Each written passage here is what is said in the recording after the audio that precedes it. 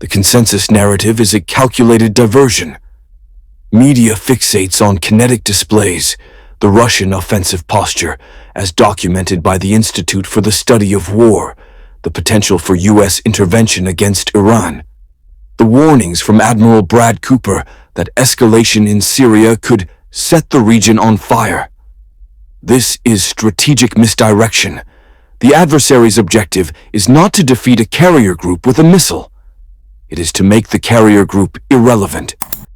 The real attack vector is not a launch-on-warning event. It is systemic silence. The entire architecture of Western military and financial hegemony runs on data transmitted through two mediums: subsea fiber optic cables and satellite constellations. According to analysts at RUSI, these are the true strategic choke points. The objective is not attrition, it is isolation. Sever the data flow and you sever command, control, and capital. This protocol is designed to create a blind leviathan, a hegemonic power possessing unmatched kinetic hardware, fleets, armies, air wings, rendered inert. A carrier without targeting data is a $10 billion liability. A financial system without transaction settlement is a house of cards. The kinetic cost for the adversary is negligible. The systemic cost for the target is total paralysis, converting global military commitments into a fatal solvency crisis. This external blinding acts as a potent accelerant for internal decay. As the state is rendered information bankrupt, unable to project power or secure global supply chains, internal political actors can strike at the core economic institutions required to fund that hegemonic posture. The reported attacks on the Federal Reserve are not an isolated event. They are the second stage of the protocol. A blinded state cannot defend its own financial heart. This is not war. It is a mathematical liquidation. The motive is not conquest. It is survival. For an adversary facing conventional overmatch, a protracted kinetic war is a domestic liability, a solvency crisis in waiting. CSIS analysis confirms that prolonged, high-casualty campaigns degrade internal political cohesion and drain national reserves.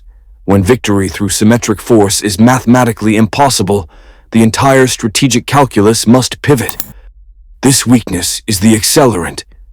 It forces a pivot to asymmetric warfare. The objective shifts from defeating an army to bankrupting the state that funds it. The adversary's own terminal condition becomes the logic for a new attack vector, one that bypasses military hardware and targets the financial architecture of the hegemon. The blueprint converts the hegemon's global posture into a systemic liability. The Russian offensive campaign is not a standalone event. It is Theater 1, designed to force a permanent, high-cost financial commitment from the West, source number 1. Simultaneously, U.S. strategic attention is drawn toward potential intervention in Iran and forced to issue warnings against escalation in Syria, source number 2, sum number 3. Each theater represents a new, compounding kinetic cost, bleeding liquidity from the core. This external overextension is the precondition. The kill vector is internal. As multiple theaters drain national resources, domestic political actors begin to target the very institution required to fund the response: the Federal Reserve. Warnings from entities like J.P. Morgan regarding political attacks on the Fed are not abstract debates. They are a signal of the protocol's final phase, source 4. External pressure amplifies internal fractures, turning monetary policy into a battlefield. The motive, therefore, is a solvency attack. The protocol forces a nation into financial exhaustion by weaponizing its global commitments, then leverages the resulting domestic political instability against its core economic institutions. Weakness did not compel surrender. It compelled a pivot to a more lethal form of warfare based on economic gravity. The core vulnerability is not strategic, it is mathematical. Analysts at the Royal United Services Institute, RUSI, document the emergent kinetic cost exchange. Adversaries field a $500 FPV drone to neutralize a $5 million main battle tank. This is not a one-to-one asset trade. It is a 10,000 to 1 leverage ratio against a nation's solvency.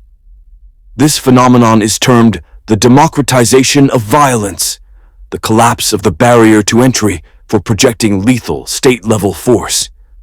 The ability to attrit a superpower's most advanced assets is now available at the cost of consumer electronics. Each destroyed tank is not a tactical loss. It is a forced transaction, draining liquidity from the hegemon's treasury. This protocol makes protracted, multi-front kinetic engagements, from the plains of Ukraine to the choke points near Iran and Syria, a fatal liability. The objective is not military victory, but to trigger a systemic solvency crisis via 1,000 low-cost cuts. The primary kinetic theaters are not the endgame, they are the fixed costs. The Russian offensive campaign, as documented by the Institute for the Study of War, represents a known liability. The constant warnings of escalation in Syria from CENTCOM are a calculated distraction. These are containment problems. The strategic vector, however, operates within the gray zone, regions designated as proxy laboratories for non-military systemic attacks. Analysts at CSIS and RUSI identify these laboratories not by military buildup, but by patterns of engineered instability. Warnings regarding internal fractures in Western-aligned states, from Canada to South Africa, are not isolated events. They are symptoms of a protocol being tested, the weaponization of domestic dissent and supply chain fragility at minimal cost, designed to stress the hegemon's alliance commitments and economic resilience far from any battlefield. The purpose of this staging is to perfect the tools of asymmetric financial warfare. While military assets are positioned to give Iran one more warning or manage flare-ups in Aleppo, the real attack is being beta tested.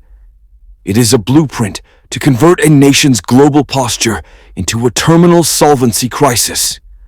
The gray zone is where the pathogens are cultured before they are released into the host's primary economic institutions. This external pressure is designed to amplify internal attacks on the very institutions required to fund the response, such as the Federal Reserve. As external commitments become mathematically unsustainable, internal political actors are leveraged to question the solvency and independence of the core financial system, as noted in reports from The Guardian. The gray zone is the answer to where. It is the laboratory where a superpower's balance sheet is weaponized against itself. The doctrine is designated launch on warning. It is not a strategy. It is a systemic trap. The protocol dictates that when early warning systems detect an inbound nuclear strike, a retaliatory launch is executed before the incoming warheads can impact and destroy the command infrastructure. The decision window is measured in minutes. There is no time for verification. There is only the signal and the response. This protocol, however, was designed for a Cold War paradigm of monolithic adversaries and trusted signals. It is terminally vulnerable to the current environment of multi-front, asymmetric escalation. Analysts at the Institute for the Study of War document the continuous kinetic drain of the Russian offensive.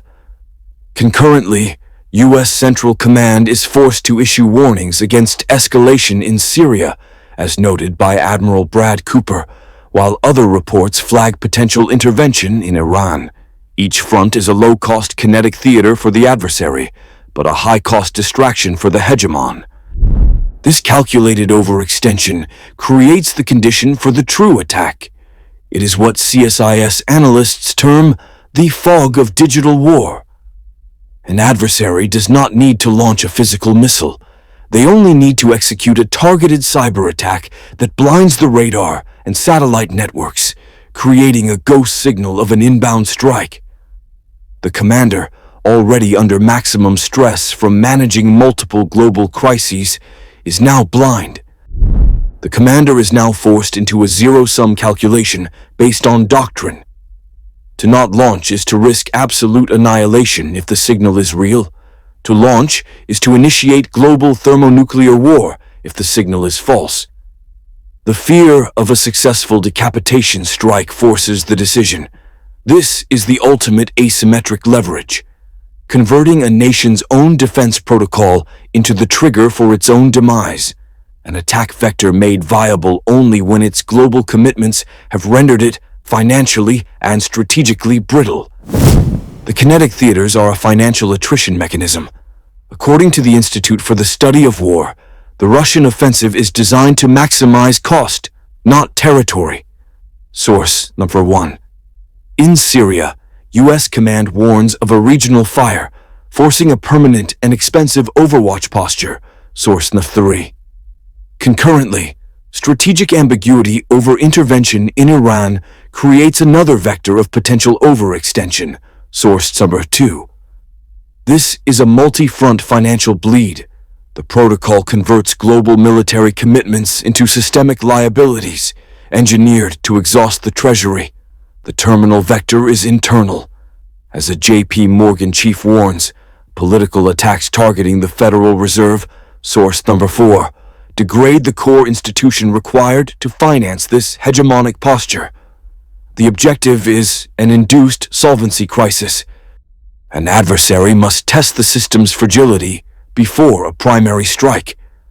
According to CSIS analysis, this requires an event that is attribution impossible. A direct kinetic strike on U.S. assets invites a symmetric launch-on-warning response. A systemic financial attack, however, requires precise calibration. The objective is to probe the reaction time of U.S. institutions and measure the amplification effect of internal political division. It is a shot across the bow, aimed not at the hull, but at the nation's financial ledgers. The calibration shot will manifest within the next 12 months. Expect a coordinated, non-kinetic shutdown of a Tier 4 data center cluster in Northern Virginia, targeting financial transaction clearing and market data feeds. The outage will be engineered to last under 6 hours, long enough to trigger a flash liquidity crisis and sow systemic panic, but short enough to make definitive attribution to a state actor impossible. This is not a forecast of a potential risk. It is an assessment of a scheduled test,